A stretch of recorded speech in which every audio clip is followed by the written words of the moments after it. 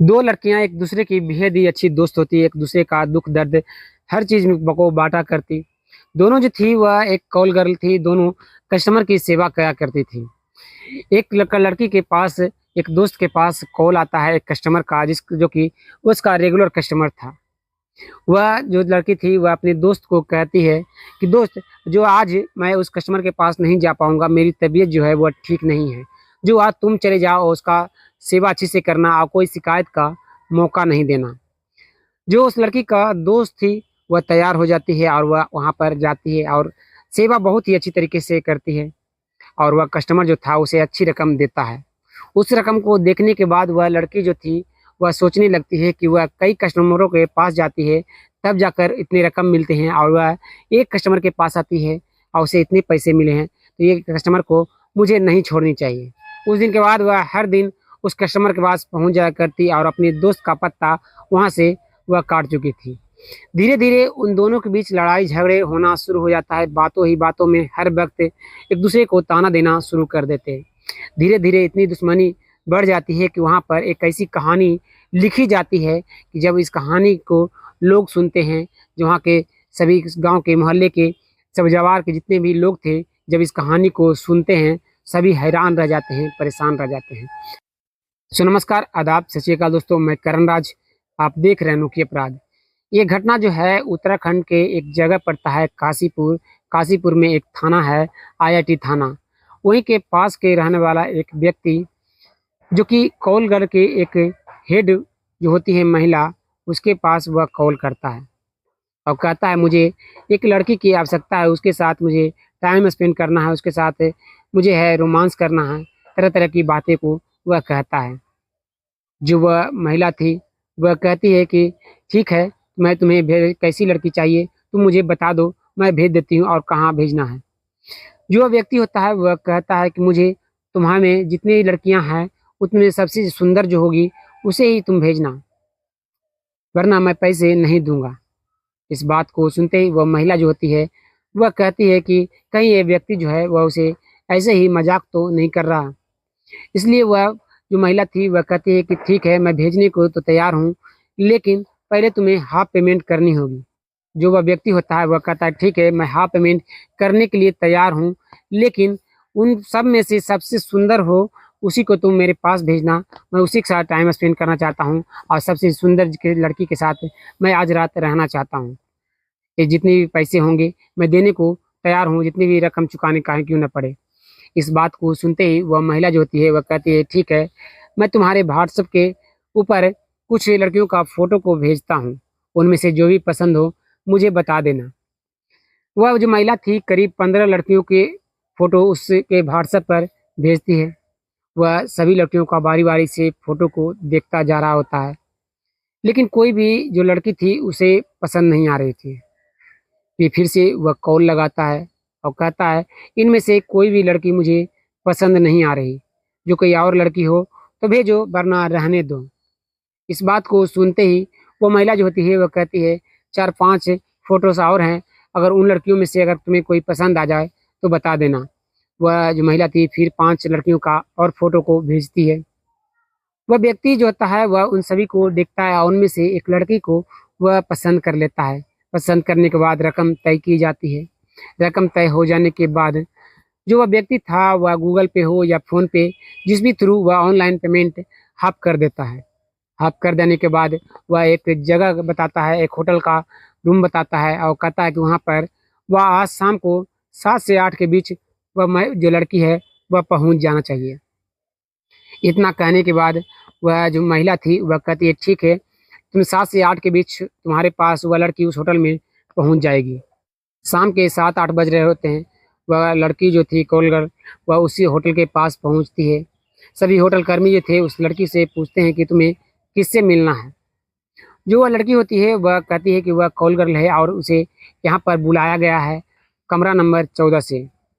इस बात को सुनते ही होटल कर्मी जो थे वह कहते हैं कि ठीक है, तुम जाओ। वह लड़की जो होती है वहाँ से वह सीधे कमरा नंबर 14 में पहुँचती है। वहाँ पर पहुँचकर दरवाजे को खटखटाती है तो अंदर से एक आवाज़ आता है कि अंदर चली आओ। यह आवाज़ सुनते ही वह जो लड़की थी वह दरवाजे को खोलती है तो देखती है कि उसका पति जो आलोक शर्मा है वह है, और जो आलोक शर्मा था वो अपनी पत्नी को देखता जा रहा होता है और मुस्कुरा रहा होता है। दोनों जो थे एक दूसरे को देख रहे होते हैं, तभी जो पत्नी होती है पूजा शर्मा, जो आलोक शर्मा की पत्नी थी, वह जो कॉल गर्ल थी, वह कहती है कि मैं तुम्हें जान गई हूँ कि तुम किस तरह के आदमी हो। मैं जानती थी कि तुम्हारी जो है कई महिलाओं के साथ जो है अफेयर चलता है, आज तुम पकड़े गए। इस बात को सुनते ही जो आलोक शर्मा था वह कहता है, मैं तुम्हें जानबूझकर यहाँ पर बुलाया हूँ, मैं तुम्हें रंगे हाथों पकड़ना चाहता था। इस बात को धीरे धीरे बढ़ते देर नहीं लगता है, और बातों ही बातों में दोनों जो थे वहाँ पर लड़ाई झगड़े करना शुरू कर देते हैं। जो पूजा शर्मा जो होती है वह आलोक शर्मा पर हाथ उठाना शुरू कर देती है, लेकिन आलोक शर्मा जो था वह उस पर भारी पड़ जाता है। वह पूजा शर्मा को मारना पीटना शुरू कर देता है। इस चीज़ को देखकर जो होटल कर्मी थे वह समझ नहीं पा रहे थे कि आखिर कॉरल गर्ल और उस व्यक्ति के बीच लड़ाई झगड़े क्यों हो रहे हैं। सभी होटल के जो व्यक्ति थे वह उस रूम के पास पहुंचते हैं और लड़ाई झगड़े को शांत कराने की कोशिश करते हैं।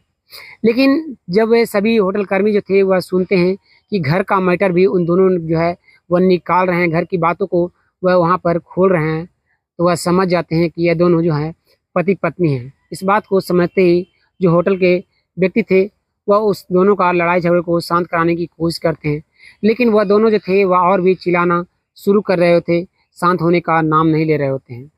जो होटल कर्मी जो थे वह उन दोनों को होटल से बाहर करते हैं। होटल के बाहर आने के बाद भी वह दोनों लड़ाई झगड़े करते हुए जा रहे थे, कहासुनी करते हुए जा रहे होते हैं।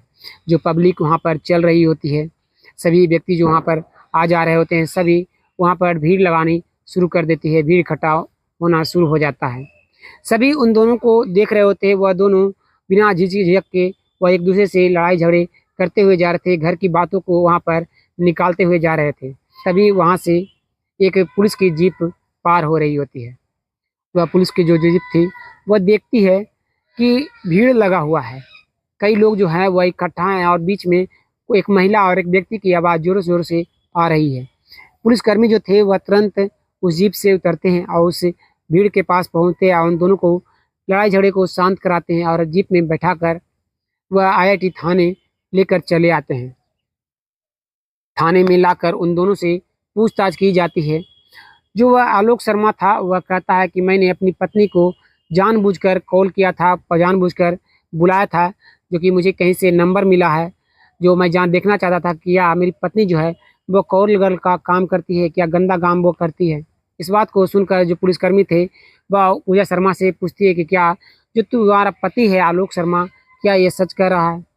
जो पूजा शर्मा थी वह कहती है कि नहीं, ये सच नहीं कर रहा है, बल्कि इसका ही कई महिलाओं के साथ अफेयर चलता है और ये मुझ पर इल्ज़ाम लगा रहा है।